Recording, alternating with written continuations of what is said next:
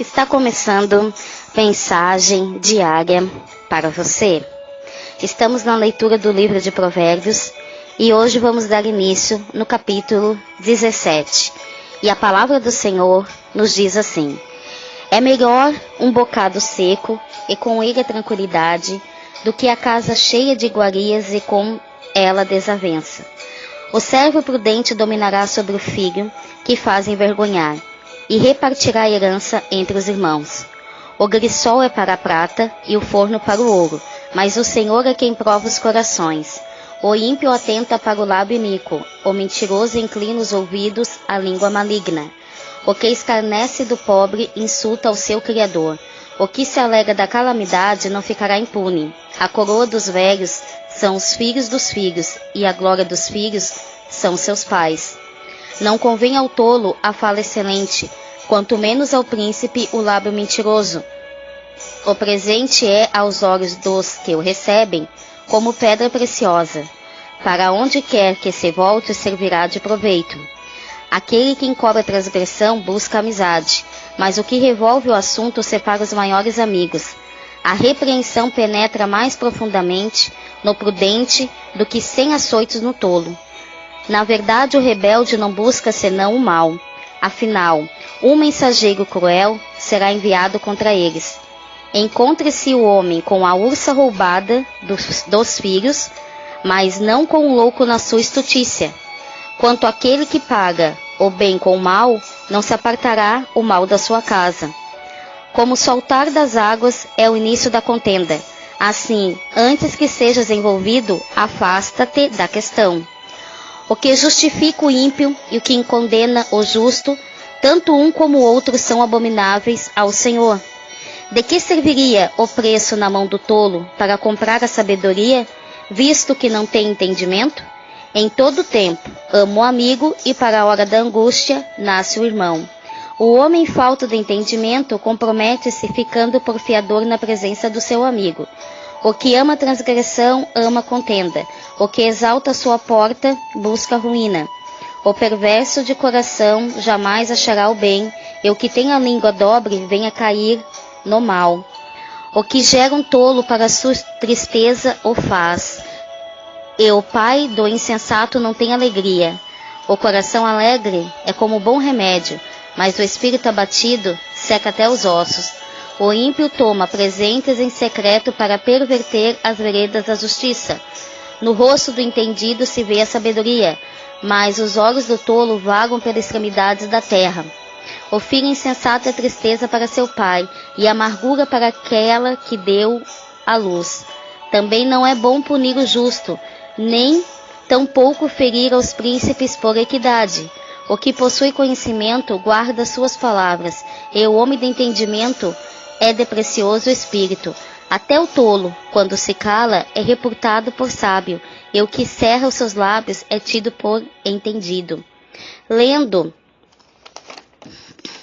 amada igreja, este provérbio, pela primeira vez a gente acha bonito e verdadeiro, porém na prática parece que ele não é uma verdade para muitas pessoas.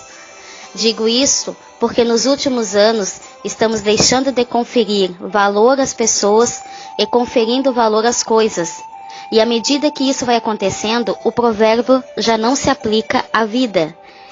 Em nome da ostentação, muitas amizades são esquecidas. Muitos relacionamentos entram em crise. Muitos filhos são esquecidos e muitos pais são deixados de lado inteiramente. Estão fracassados. Mas, como o valor está nas coisas, naquilo que querem mostrar aos outros, muitas vezes as necessidades internas de afetividade, perdão, diálogo, aceitação, não supridas, pois a vida tornou-se uma vitrine arrumada para os outros, sem qualquer vida. Infelizmente, é dessa maneira que muitas pessoas têm vivido uma vida de fachada.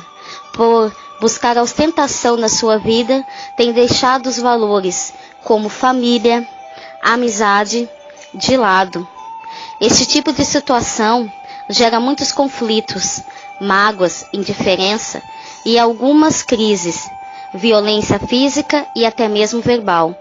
Possivelmente, quando Salomão escreveu este Provérbios, ele tinha em sua memória toda a estética gloriosa da sua família paterna no palácio. Porém, o desastre familiar, que foi a casa de Davi, onde a fortuna de bens e comidas, havia uma verdadeira fome de amizade, de afeto, de cumplicidade, de perdão, de diálogo e tudo mais que é necessário para que uma pessoa se sinta bem naquele ambiente que deveria ser o mais seguro, o mais importante, chamado lar. Salomão talvez tinha tido essa fome, aquela fome de ter um lar abençoado, aquele filho que trocaria toda a riqueza da casa de seu pai, do rei Davi, por um lar feliz, unido e abençoado. Dentre os tesouros dessa terra, a família é o maior patrimônio que alguém pode ter. Porém, alguns não pensam assim. E você, o que tem valorizado a igreja? Jesus disse que onde está o nosso tesouro, ali também está o nosso coração. Muitas pessoas gostam de citar o mandamento bíblico: honra teu pai e tua mãe. Para todos aqueles que são filhos, hoje, o autor de Provérbios nos chama a atenção a questão da paternidade, maternidade. Ele diz que os pais são o orgulho dos filhos. Você já parou para pensar nessa outra face da moeda? Às vezes, muitos de nós é posto um peso muito grande, colocamos um peso muito grande sobre os nossos filhos, no sentido de que eles devem honrar seus pais. Isso é verdade. Os filhos têm mesmo o dever de honrar os seus pais, até onde eles são dignos de serem honrados pelos seus filhos. Sinceramente, conheço muitos pais que sequer valorizam seus filhos. São distantes, há pais que não sabem construir um relacionamento com os filhos. Por mais que o mundo esteja cada vez mais moderno, os filhos naturalmente vão idealizar um super-homem sobre seus pais. Porque o pai, na concepção ideal da palavra, deve por natureza ser o protetor, o herói, um exemplo para os seus filhos. Amados, como tem sido o nosso exercício da paternidade? Você tem correspondido às expectativas mais básicas de seus filhos? Tem estado emocionalmente presente? O que o exercício da paternidade diz sobre você? Aqui também inclui as mães. Mães que perdem seus esposos, que ficam viúvas, os filhos ficam órfãos de pai. A mãe passa a exercer duas funções dobradas, a de mãe e a de pai também. Pense nisso e, se for necessário, tome uma atitude de pai. O que encobre a transgressão adquire o amor. Mas o que faz o assunto à baila separa os maiores amigos. Provérbios 17:9. Não devemos interpretar essas instruções, amada igreja, erradamente. A ideia de encobrir o pecado não é de esconder, justificar ou ignorá-lo. O pecado é coberto quando o pecador se converte do caminho errado.